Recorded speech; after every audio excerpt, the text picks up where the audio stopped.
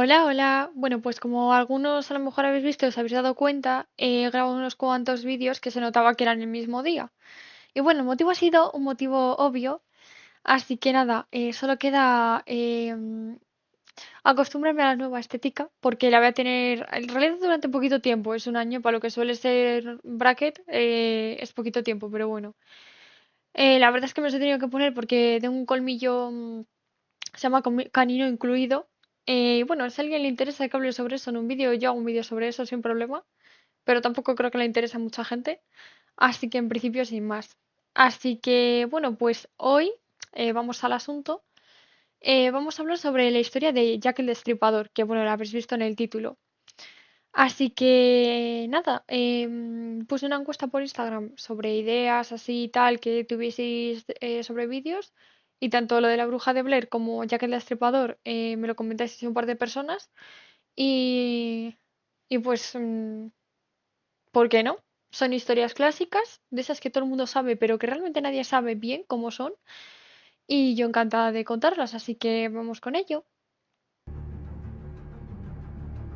Vale, pues de lo primero que vamos a hablar es sobre un poquito así, metiendo en contexto de datos pues básicos sobre la historia de Jack el Destripador.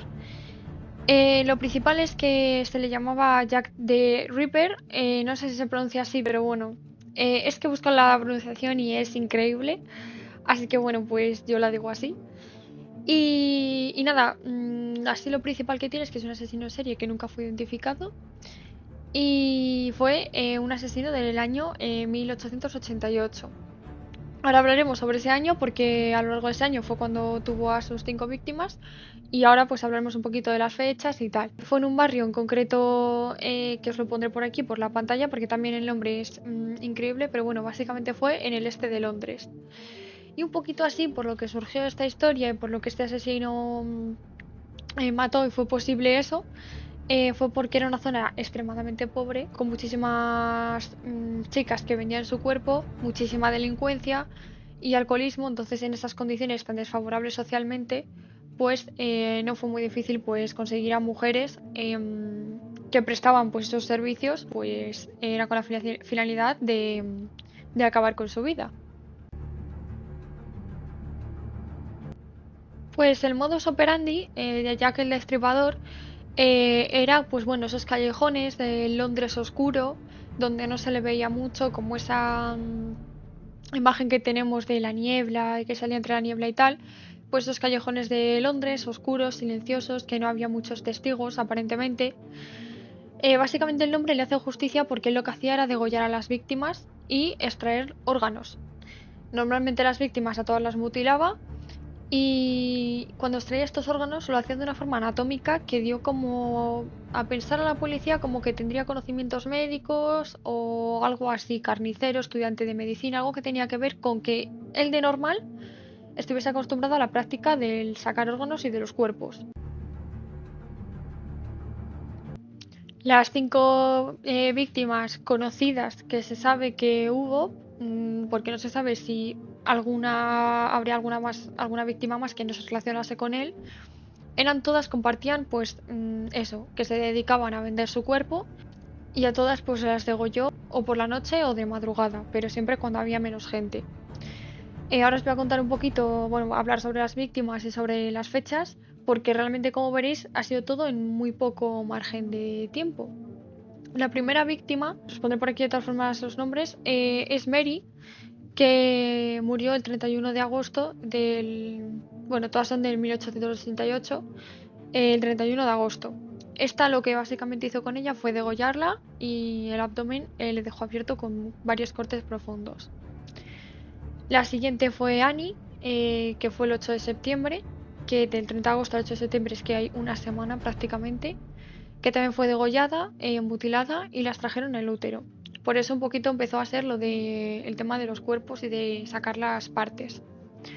La siguiente fue Elizabeth, que fue el 30 de septiembre. Aquí dejó un poco más de margen, pero vamos, un poco más de margen. 3 semanas, es aún así poquísimo. Que a esta solo la degolló. Se cree que el asesino fue interrumpido y por eso solamente la degolló y no extrajo ningún cuerpo. O sea, ningún órgano ni nada. La siguiente fue Catherine, que lo que se cree, o sea, que fue el mismo día, el 30 de septiembre, y lo que se cree es eso, que solo fue una hora después que la víctima anterior, Elizabeth, y se cree que también por esto que fue interrumpido con Elizabeth, porque esta es como que se quedó con las ganas y quiso hacerlo bien. La degolló, la mutiló el abdomen y el rostro, le extrajeron un riñón y parte del útero. Empezaba pues eso, a sacar órganos, porque sí, no se sabe si un poco modo experimentación o modo qué. Y la última víctima conocida que tiene es Mary, que Mary fue el 9 de noviembre, que aquí ya dejó un mes y poquito del anterior, que fue desfigurada por completo, las vísceras las esparció por la habitación y el crimen que tuvo conocido, ya que el destripador más brutal de todos. Le faltaba el corazón también, entre otras cosas.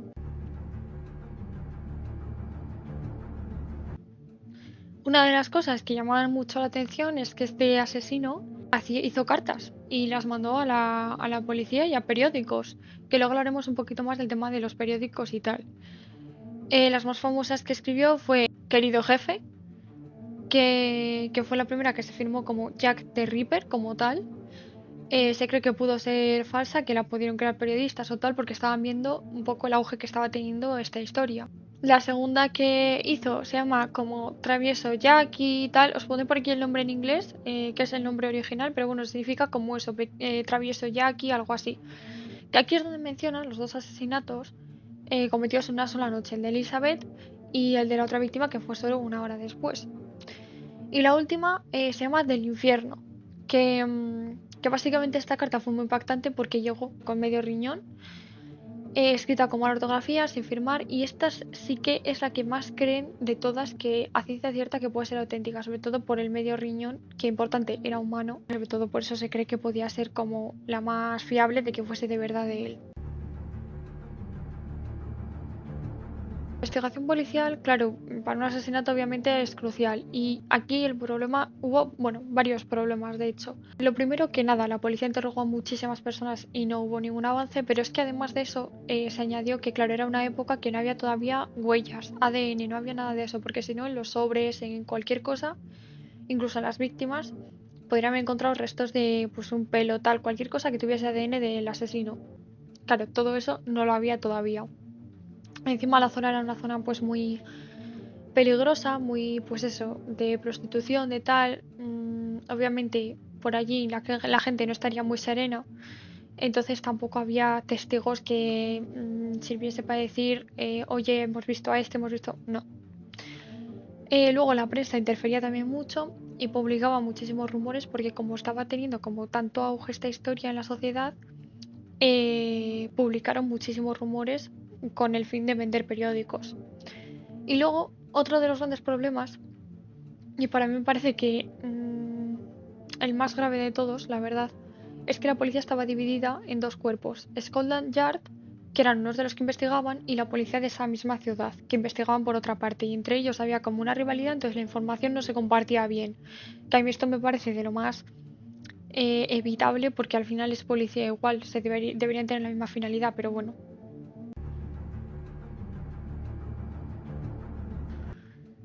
Los principales sospechosos que hubo, aunque no se llegó a ninguno decir, vale, ha sido este, simplemente se quedaron sospechosos, fueron el primero, se llamaba John, pondré por aquí el nombre completo. Era un abogado que básicamente acabó con su vida semanas después del último asesinato, entonces sí que puede encajar, tenía problemas mentales y pues claro, vivía cerca de donde ocurrieron los asesinatos, entonces, bueno, puede cuadrar que de verdad fuese él. El segundo que hubo fue Aaron, que es un barbero polaco que tenía esquizofrenia. O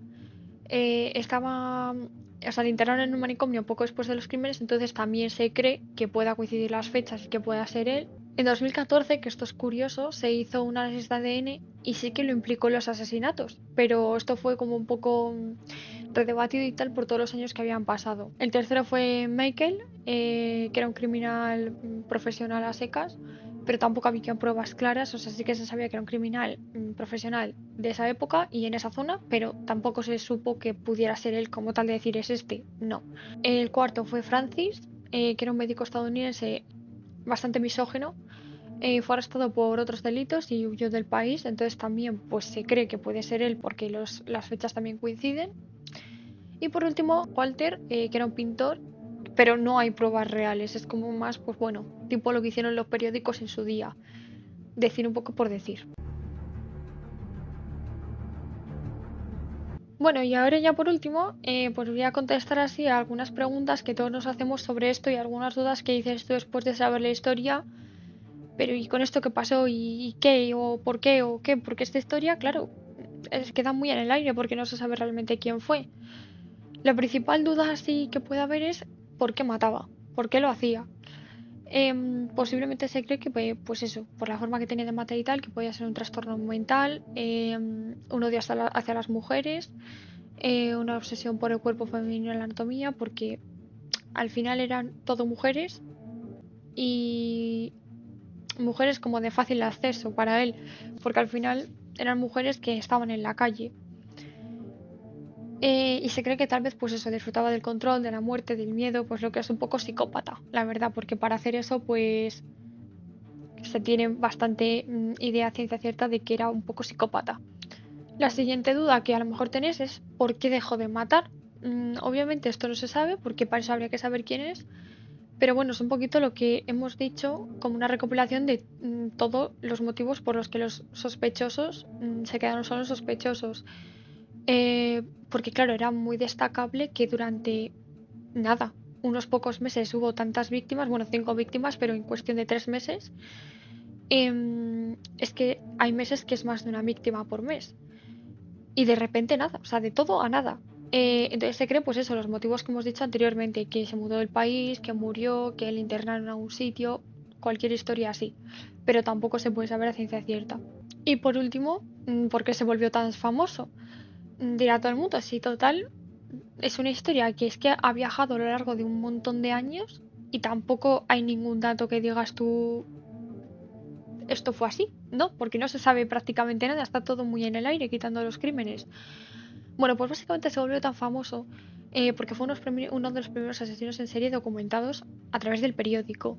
Entonces es como que el periódico alimentó un poco ese tal de la gente, ese morbo, ese tal de a quién habrá sido el asesino, quién esto, quién lo habrá hecho, qué se va poniendo, qué eso. También es que en esa época no había tanta censura, a lo mejor como puede haber ahora en cuanto a que no se vean fotos de las víctimas, no se vean cosas de las víctimas, proteger datos personales de las víctimas. Entonces, claro, eso daba mucho al morbo. Los crímenes eran extremadamente brutales, entonces, pues por esa misma razón, todavía daba más a decir, joder, querer saber de la historia y querer verlo. Y la prensa lo que hizo fue, pues para vender, pues lo que hemos dicho antes, un poco hacer una imagen de una persona, un asesino en serie legendario que no iban a atrapar y encima manda cartas y tiene a la policía en vilo y tal. Entonces a la gente, pues claro, le picaba muchísimo eso. Y luego, pues nada, las teorías conspirativas que iba creando la propia gente, que si era un médico de la realeza, que si era una persona importante, que si lo habían encubierto, que si tal, pues todo eso obviamente alimentaba muchísimo más la intriga. Así que nada, pues espero que os haya gustado el vídeo. Esto es un poco la historia de Jack el Destripador. La verdad es que yo pensé que iba a ser una historia pues tipo La Bruja de Blair o tal, que son historias un poquito más larguitas, que tienen un poco más así que contar. Pero no hay muchos más datos, porque como al final, pues lo que he dicho unas cuantas veces, que al final, pues como no se sabe quién es el asesino, no tienes tampoco datos para decir fue así, tuvo esta infancia, o pasó esto, o esta fue como terminó su vida, no se sabe nada. Así que bueno, con los años sigue siendo un caso abierto, la investigación sigue ahí, pero ya obviamente pues lo que pasó, que aunque en 2014 esa prueba de ADN sí que diese como que sí que podía ser el asesino, al final han pasado muchos años y esas pruebas tampoco tienen como una fiabilidad de decir es este y no han sido adulteradas en todo este tiempo, ni han sido manipuladas ni nada. Pues ese es el problema también. Así que nada, eso es un poco la historia. Y lo dicho, espero que os haya gustado mucho. Ya vendré por aquí con más historias. Y nada, nos vemos en el siguiente vídeo. Adiós.